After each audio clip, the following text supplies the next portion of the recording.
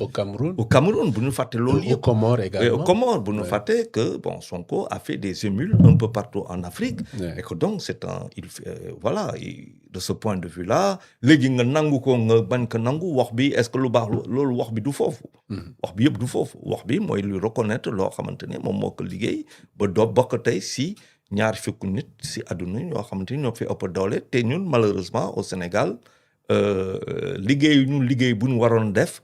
pour ñu gën si mën a jaay réew bi gën si mën a jaay lu bëri parce que ñun bu ñu ko defoon et comme par hasard voilà quoi donc. je pense qu'il y a des leaders lu bëri ngi feeñ quoi. yuy feeñ au leader maître du monde aux côtés de Donald Trump, Vladimir Poutine. Oui, il y a des chanteurs, il y a des... Voilà, il y a Elon Musk, ça veut dire des gens qui comptent dans la décision. C'est-à-dire,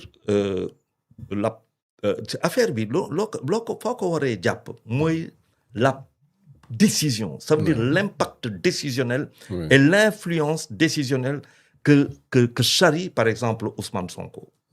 Et c'est ça qui est en même temps une aubaine qui malheureusement à mon sens quoi dañ ko optimiser wul maximiser wuñu ko mais dañu perte suñu temps c'est ay wax yoo xamante ne mënoon na ñàkk pour que loolu ñu nekk une véritable transformation ñu am lu ñu bëgg parce que c'est le moment ou jamais par exemple aussi bien pour le Sénégal et tous les pays yoo xamante ne loolu la ñu gis pour que ñu mun a ànd à travers des projets communs une vision commune pour ñu mun a def loolu tax ma ne quand je vois un homme qui fait partie des 20 les plus puissants au monde et on a une CEDEAO qui aujourd'hui est en train d'être mise sous la coupole, en tout cas dans le cadre d'un process, par le Sénégal, ça veut dire beaucoup de choses. C'est ça. Donc on peut en tirer le maximum possible pourvu que nous bañons servir sur l'eau pour créer une opposition encore beaucoup plus terrible entre les deux hommes. Entre les deux hommes. Voilà. Pourtant, dafa mel ni luy nekk di am la bu ñu xoolee la situation bi nga xam ne moo am entraînée par de la prison au palais. L'ouvrage bi nga xam ne jamono ji dafa mel ni dafa diviser les patriotes de Pastef muy ouvrage bi nga xam ne yaa ngi ci cinéma. Il y a ce qu'on appelle une bande-annonce, l'avant-première de ce qui va être projeté durant tout le film.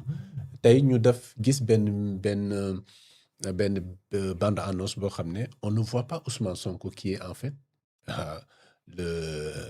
celui qui a mené tous les combats ki nga xam ne moo apporté le changement au regard de l'histoire au regard des faits c'est quelque chose de factuel dara mënu ko dindi d'abord loolu nga xam ne moom moo apparaître yow ban gis-gis nga ci am en tant qu'acteur de cinéma mais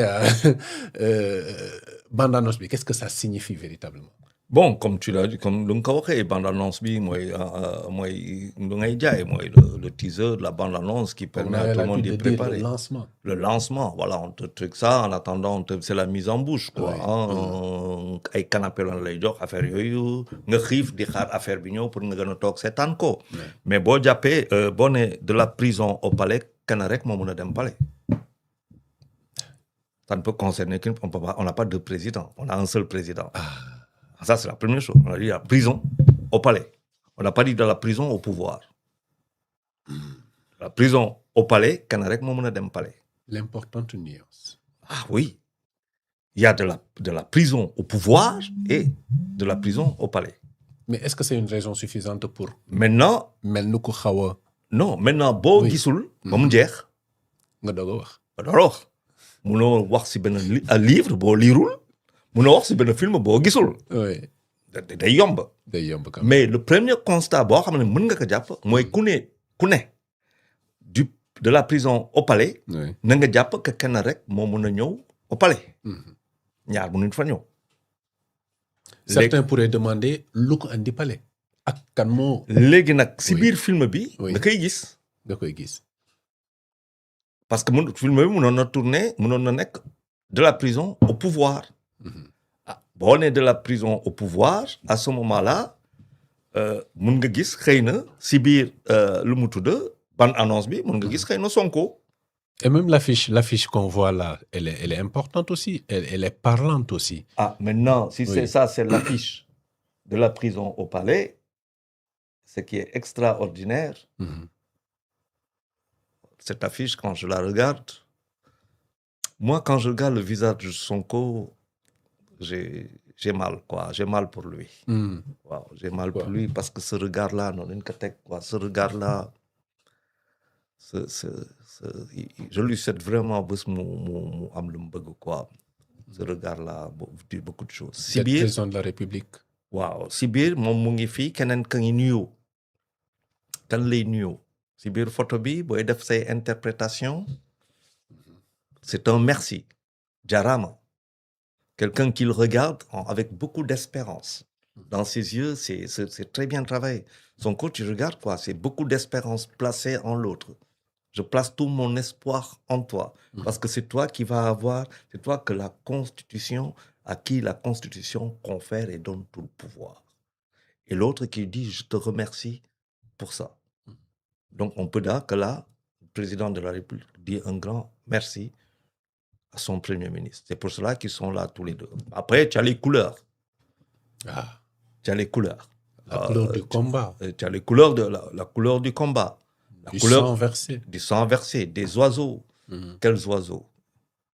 De la liberté. Est-ce que ce sont les oiseaux de la liberté? Ils seraient blancs. Ouais. Là, ils sont noirs. Est-ce des vautours qui disent couleur de sang et tout ça?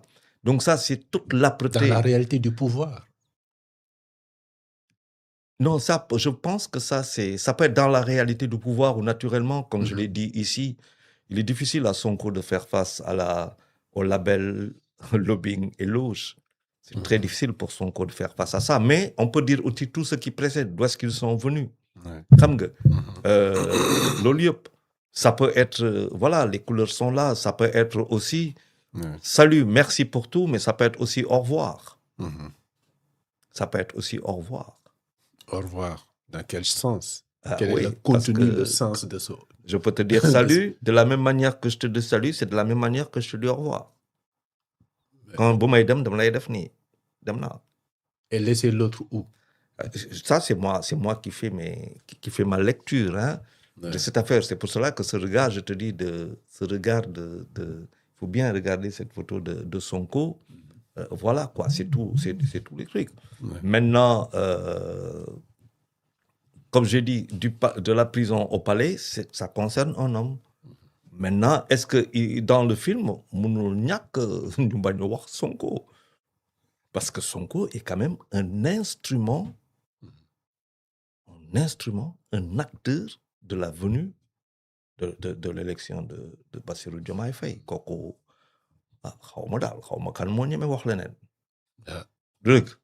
donc si film bi si yon, je ne sais pas mais il doit jouer un rôle extraordinaire. Maintenant, comme je t'ai dit, ce n'est pas du palais au pouvoir, c'est du palais. C'est de la prison au palais.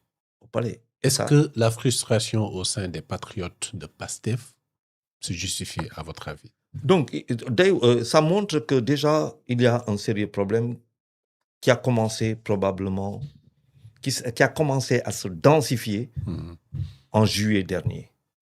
En juillet, déclaration Premier ministre, il y a des déclarations au mois de juin, de juillet autant pour moi, 2025, m'ont commencé à mettre les bases de ce qu'on est en train de vivre là.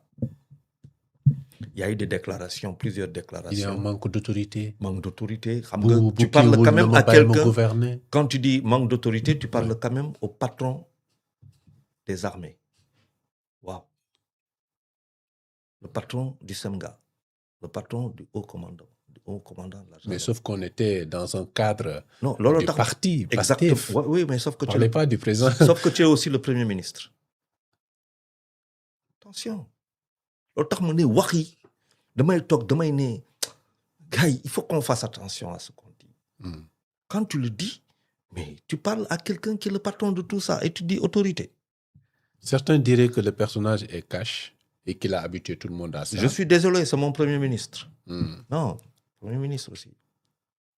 C'est mon Premier ministre aussi. C'est mon Premier ministre aussi. cache dans son parti avec ses partis et tout ça je suis avec ses gars je suis d'accord mais buy wax moom premier ministre aussi dafa donc wax boobu donc loolu yëpp n'oublions pas que le 8 après le 8 novembre le 9 wala le 10 am na benn bataaxal boo xam ne président de la dëkk signé man quand j'ai vu bataaxal boobu man tout de suite j'ai vu rupture sant yàlla ba léegi ñoom ñu ngi ànd tu vois mais comme tu l'as dit tu sens que voilà quoi tu sens que y a un hiatus boo xamante ne gëluñu ñun ñëpp du loolu moo suñu attente du loolu mais tu sens qu'il y a quelque chose qui effectivement ne va pas. Il y a quelque chose qui ne va pas malgré que le Premier ministre a été clair bu mu nekk à l'Assemblée nationale pour répondre aux questions d'actualité des députés mu xam le ni mën na am ay divergences politiques mais lu jëm ci wàllu état Sénégal bi ñu boole te Sénégalais yi dénkuñu ko mais quand même on travaille ensemble dinañu def li ñu war a def yëpp pour que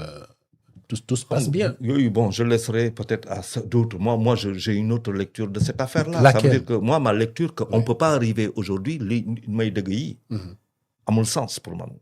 Amul benn sens. Amul benn sens pour man. Réew bi, les Sénégalais ont décidé que Diomaye mooy nekk président de la République. Diomaye décidé que Sonko nekk son premier ministre. Réeroo warul am. Réeroo munul am. Munul am. buñ ko tegee ci kaw charte constitution loo xamante ne moo jox Diomaye pouvoir bi Sonko day liggéey pour que Diomaye pare 2029 ñu teg en place loo xamante ne fii ba 2029 day dérouler Sonko ñëw 2029 samp de gagner élection. C'est ce qu'il fait, non? Mais avec ce qu'on vit là, oui. Situation boo xamante ne ñu ngi koy dund plus l'instabilité institutionnelle Sénégalais yi dañuy réer. Parce que le véritable patron de ce pays-là, contrairement à ce que les gens pensent, mais ce n'est pas Sonko, c'est pas Diomaye. Hein. Ah ouais? Non, le patron, c'est le Sénégalais. Ouais. La Sénégalaise. Tu ne leur apportes pas ce qu'ils veulent. Nga foog ne que ñoom ils vont être là dañuy toog di la sonn dañ la mën rek. Mais bu jotee ñu ne la jeex na. Donc loolu jumte am na. Donc lii bu amee ça m'étonne. Bon, moi j'aurais aimé un film sur Sonko. Comme keroog rek laa fi doon wax njàpp j'aurais aimé faire un film xaw ma fii la xaw ma fan la woon. Faire un film quand j'entends ça qui passe après bon donc ça veut dire que c'était dans les bacs. Maintenant j'aimerais bien savoir de la prison au palais lan mooy message bi lan parce que film boobu dafa am message. te message bi kan moo ko moom. ak qui est le transmetteur du message. les projecteurs mooy lu nga ko waxee sànq kan mooy jeune homme bi. Parce que xam nga film dafa am acteur principal premier rôle après nga am acteur principal deuxième rôle acteur principal du dëgg là j'aimerais bien voir boo waxee de la prison au palais le premier rôle on sait qui c'est celui qui est au palais c'est pas celui qui a la primature donc ça, c'est leadership. On revient à ce que je t'ai dit tout à l'heure leadership la construction d'un leadership loolu tax mu ne dafa am ay wax yu. kon bu boobaa est-ce que certains auraient raison de parler de falsification de l'histoire wala ba tey loolu du tax du nekk lu am. Falsification de l'histoire je ne pourrais pas le dire comme ça. Parce que nag newuma si biir mais construction d'une histoire. Construction d'une histoire. De nouveau leadership. Il n'est plus. Ku ne construction d'une histoire boo nee d'un nouveau leadership faaw nga effacer benn leadership beneen du dëgg. Donc da lay won lii rek loolu tax ma ne faaw ñu seetaan film bi balaa ñu sori si biir ay débat mais lu ma mën a jàpp. mooy que ce n'est pas de la prison au pouvoir c'est de la prison au palais et que ça ne veut concerner qu'une seule personne. Et que ça sort à un moment boo xamante ni. mu ngi passé ay fan ñuy wax coalition. C'est le bon moment.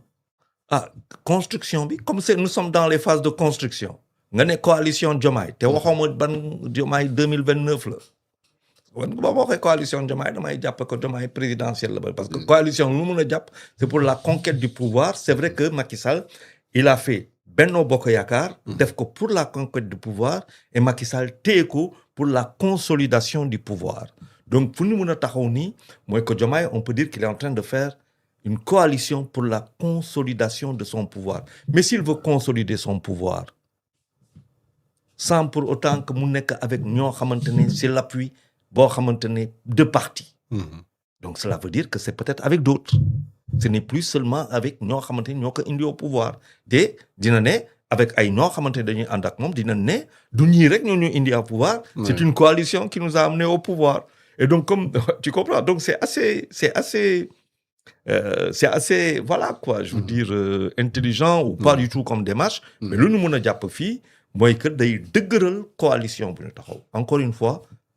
De la Coalition prise. Diomaye. Voilà day gën a donc dafay yoon maintenant nag il faut que ñu gis ko. pour ñu xam que kan mooy premier rôle kan mooy jeune homme bi xam nga film day am jeune homme. Oui. am chef de bandit. Mhm. du dëgg. fii dañu xam kan mooy jeune homme bi au moins waxuma bandit de mais jeune homme bi dañ ko xam. Jeune homme bi. Waaw. C'est ça. Donc, on attend de voir l'intégralité pour effectivement am des réponses aux questions yi nga xam ne soulever débat bi soulever na ko. Mais en attendant, peut-être dans le cadre de l'exercice de ce leadership-là, ou peut-être dans le fonctionnement normal de l'État et des programmes qui ont été définis, mis en œuvre, lancés en tout cas, pour la transformation de l'économie, comme ils l'ont dit dans la vision